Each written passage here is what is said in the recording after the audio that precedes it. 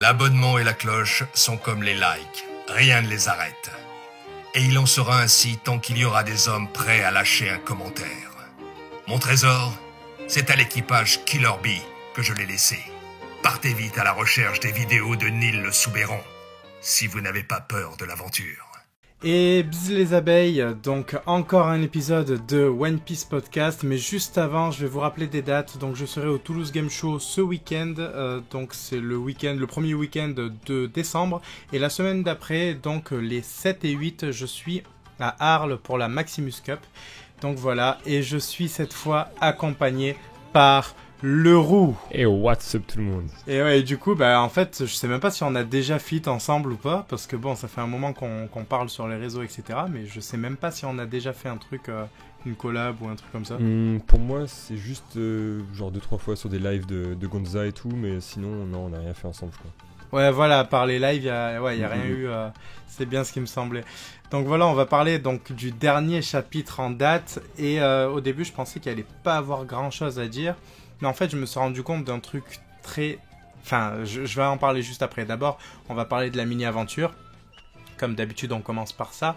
En fait, on apprend là que le roi n'est pas rentré. Donc, si le roi Riku n'est pas sur Dressrosa, ça veut dire que Léo et les Tontata n'y sont pas non plus, puisqu'ils servent d'escorte au roi pour rêverie. Donc, qui c'est qui va sauver le pays de l'équipage des bactéries? C'est soit Lola, soit Capon BJ. Et donc, si c'est Capon BJ, ça referait une boucle avec Lucci, qui était donc le deuxième nom de Luffy sur cette île, la deuxième identité de Luffy sur cette île.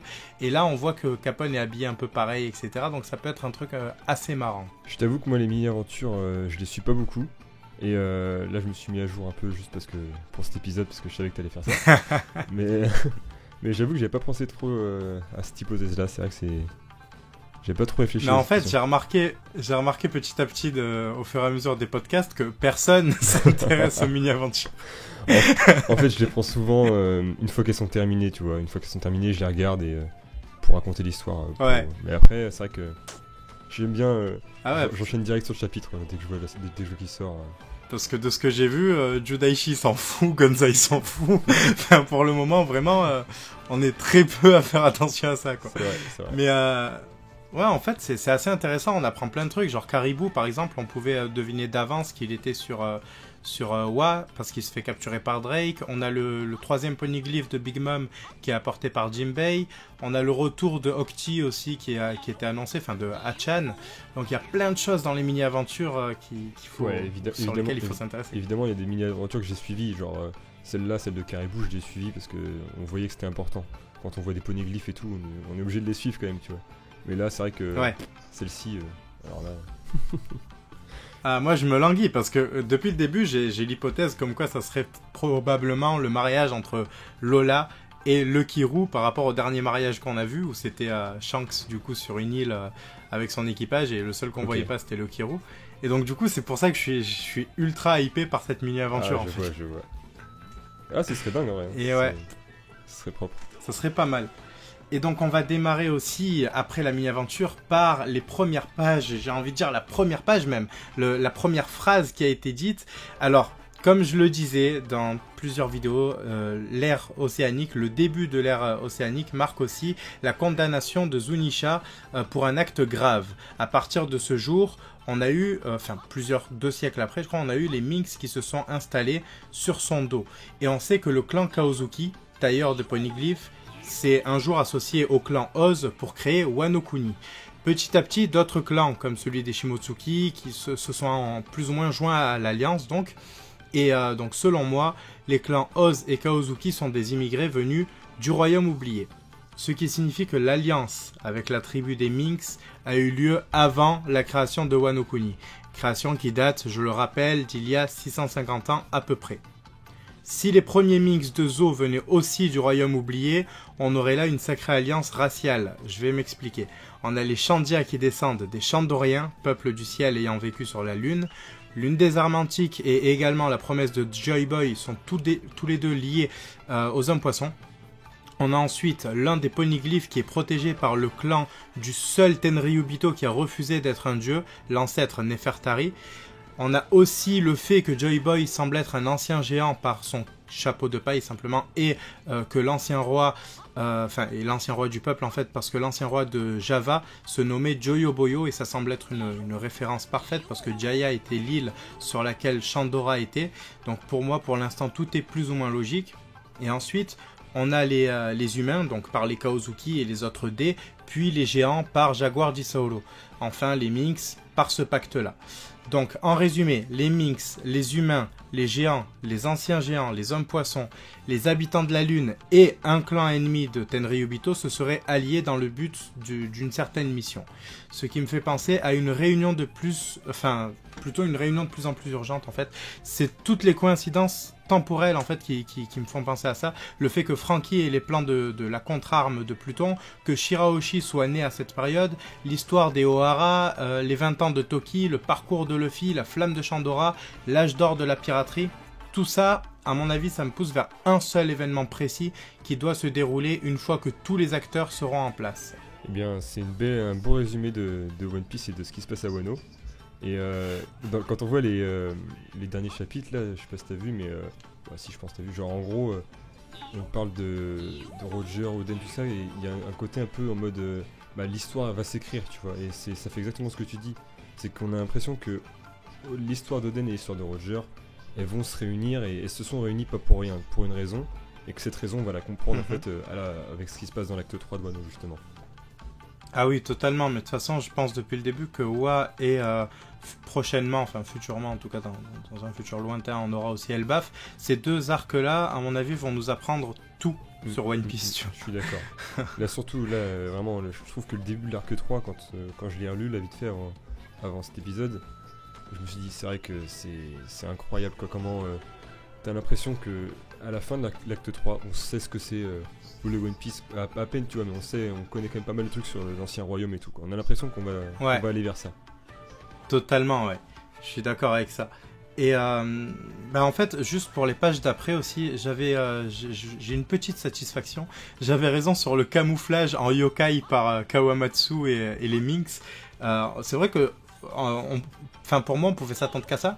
Le fait qu'ils se fassent passer pour des yokai pour pas se faire éclater la gueule. Et il y a une petite rêve, je sais pas si c'en est une ou pas, mais il y a un truc que j'ai bien aimé. C'est Oden qui vient avec une carpe géante, un peu comme dans le tout premier chapitre de Dragon Ball, en fait, quand Goku va pêcher des poissons, tu vois. Et ça, j'ai adoré ce truc-là, quoi. Je sais pas si c'est une ref, mais c'est vrai que c'est stylé. Je suis en train de revoir les pages, justement, là. C'est bien stylé, quand même. Ah ouais, c'est vraiment, vraiment bien mis en scène. Et le coup des yokai, franchement, je suis assez fier, en fait. Mais je m'explique toujours pas comment il s'appelle, le peintre... Kanjuro, le yokai coupeur de cheveux, pour l'instant, j'ai toujours pas la ref. Oui, c'est vrai que... Mais bien vu pour les yokai, je savais pas que t'avais trouvé, que t'avais anticipé ça un peu, tu vois. Bien joué. Thanks. Et il y a un truc aussi, alors je pense pas que ce soit que sur ce chapitre, mais sur les précédents aussi, Orochi et son besoin constant en fait d'argent, on dirait qu'il prépare vraiment quelque chose, et aussi le fait qu'il soit indépendant. Là on nous dit clairement, même s'il est sous les ordres du daimyo de Hakumai, il est quand même indépendant, et on le voit à la fin lors du dernier entretien entre Oden et son père, et là honnêtement, alors je sais pas ce que tu en as pensé, mais pour moi c'est clairement l'assassin du père d'Oden. Il prévoit un truc de fou, quoi. Ça se voit dans le dessin qui a été fait, c'est vraiment comme par hasard, il fait venir, on l'a fait venir alors qu'en fait il n'y a pas raison de venir, tu vois, et on voit le dessin d'Orochi comme ça. Je trouve que les dessins sont très très parlants, et quand Oda fait ça en général, c'est pas anodin, quoi, de toute façon. Mais oui, je suis d'accord, il y a vraiment un truc avec lui. J'ai totalement pensé au vieux film samouraï de Kurosawa, tu vois, le traître quand il est mis en évidence. Alors j'ai pas la ref. Kurosawa, c'est... alors je pense que la plupart des événements qu'on verra dans Wano Kuni viennent de ce cinéaste-là. C'est le réalisateur japonais, en fait, qui date des années, je crois, 50, même un peu... Non, ouais, 50, 60, ça doit faire un truc comme ça. Et toutes les inspirations de films de samouraï qu'on a, qui ressemblent la plupart du temps à des westerns, mais en version japonaise, viennent en fait de lui. Okay. Akira Kurosawa. Ensuite, qu'est-ce que j'avais? Oui, on a du coup le fait qu'on nomme les fourreaux rouges comme étant de potentiels protecteurs de Wa tout entier. Et je trouve que ça fait pas mal écho avec ce qu'ils essayent de faire dans le présent. Et je me demande, vu qu'à l'époque Izo faisait partie de ce groupe-là et était plus ou moins considéré comme l'un des futurs protecteurs de la capitale, est-ce qu'il va pas faire un retour? Est-ce que ce serait pas ce fameux lien qu'on attend de l'équipage de Barbe Blanche qui revient? Est-ce que ce serait pas justement incarné par seulement Izo de retour sur son île natale? C'est vrai qu'il y a des chances, hein. Je pense que ce serait bien amené en tout cas de faire ça. Ce serait un peu subtil et c'est vraiment le style d'Oda. Mais j'avoue que le passage avec Yasue et tout, c'était incroyable. Je trouve que le côté là, quand ils deviennent un peu glorieux, quoi, vraiment, j'ai trouvé ça excellent, Ouais. c'est incroyable. Ah oui, mais c'est ce que j'ai mis pour la fin, la procession, elle est magnifique, quoi. Elle est, Et ouais, Ah ouais. donc l'image de la procession, mais même avant ça, tu vois, vraiment, quand ils sont alignés, etc., qu'ils sont dans la discussion, quand ils commencent à s'éduquer et tout, je trouve que c'était vraiment, je trouve qu'il y a vraiment un truc beau, quoi, vraiment.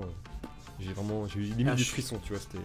Je suis totalement d'accord, ouais, c'était incroyable. Et en plus, il a réussi à nous mettre cette hype sur une scène qu'il avait déjà montrée.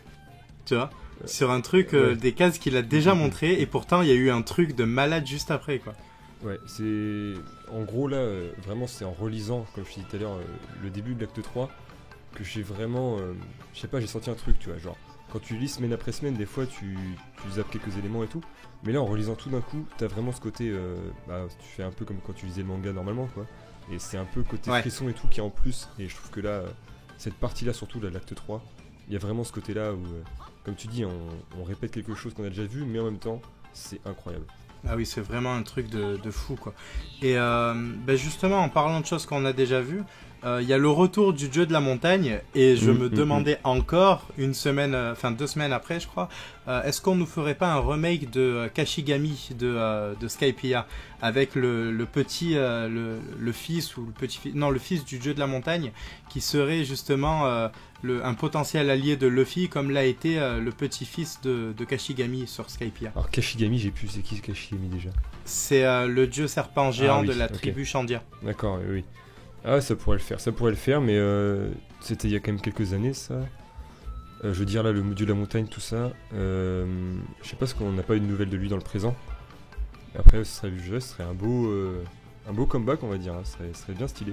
Surtout qu'il y a un peu le parallèle, il y a le parallèle qui est fait entre Luffy et Oden dans la construction du personnage. Je trouve aussi, qu'il y a ce côté-là. Totalement, Il a la même. Genre, moi, c'est le passage où il parle à Yasube, justement, où il lui dit et le vieux, tu vois. C'est vraiment comme Luffy il ferait, tu vois. Et donc. Totalement. Je trouve que ce serait un beau clin d'œil de faire ça. Et on va finir en fait par le point numéro 2 pour moi, c'est l'équipage de Barbe Blanche. C'est incroyable. On a donc une femme qui est là en tant que membre proche. À mon avis, c'est Waichibe. Mais c'est un peu bizarre parce que bon, il y a aussi Lepoïda et André. Et on se demande s'ils étaient membres de l'équipage avant de devenir des capitaines alliés de Barbe Blanche. Parce que eux, à la base, c'est pas des membres. À la base, on nous les présente sur comment ça s'appelle, Marineford, en tant que capitaine allié, comme la flotte de Luffy. En fait, ils sont tous indépendants, mais ils sont là en cas de besoin. Et là, on les voit carrément sur le Moby Dick. Donc c'est assez surprenant. Ouais, donc là, ils devaient quand même être dans l'équipage, je pense, à ce moment-là, quand même. Ah ouais, totalement. Parce qu'ils sont vraiment sur le Moby Dick. C'est pas un navire, un deuxième navire ou quoi. C'est vraiment le navire principal de Barbe Blanche. Et puis là, c'est à l'époque où c'est à l'époque où il est pas encore... c'est pas encore l'empereur, tu vois, avec toutes ses flottes, etc., pas encore. Tu vois, c'est juste un équipage à lui, tu vois. Donc c'est forcément... Justement. Mais c'est ce qui m'étonne, c'est que je pensais que... les capitaines alliés avaient tous des histoires indépendantes avant de tomber sur Barbe Blanche en tant que Yonko, et ensuite se seraient joints à lui pour créer la flotte, tu vois.